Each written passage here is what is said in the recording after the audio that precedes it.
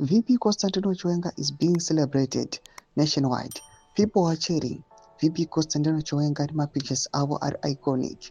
Panguva ino anokuda kwemotive yaari kufamba nayo yekudefenda the constitution yekuenda corruption pamwe chete aiwa nekucreata maopportunities for everyone munyika yezimbabwe. Saka apina mashoko auya panguva ino nyatsokuoneka kunzi general aiwa vatora mukombe ndo vane chimuti panguva ino enda kuti pasubscribe like on the bell icon.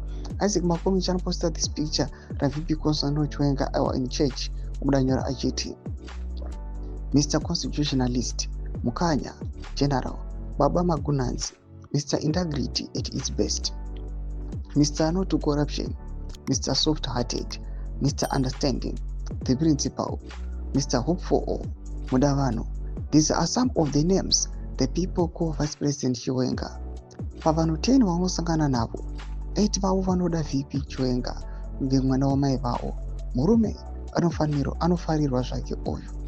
Ndo epost yaitwa naIsaac Makomichi pamusoro paVP Constantino Chiwenga. Tipinda panguva ino, just to mention a few comments. Vanhu vakasiyana-siyana vanobuda kutaura mafunguro avo. Vamwe vanopinda nyora vachiti the only general to conduct a coup for his friend. I wonder why he is busy talking about corruption now, because ED has always been corrupt even before. Mwapindo vachiti in ZANU ngoma ndiyo hapana zvokuti integrity. You can't be in ZANU and have integrity. Imi madhara imi musazvinyepere mafungiro emumwe munhu. Mwanopinda achiti mukwenyana wangu huchi baba, mukwenyana huchi baba, huchi baba mukwenyana. 2028 movies by Ginya Zvigananda Zvizingadi of Aseka.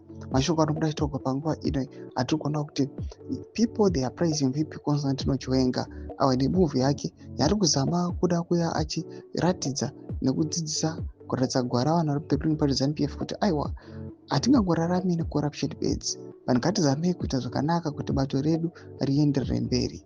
Tudze mafungiro enyu matudi pamusoro pechiriko ichi. Kana comment section medu, subscribe or like, chiro on the bell icon.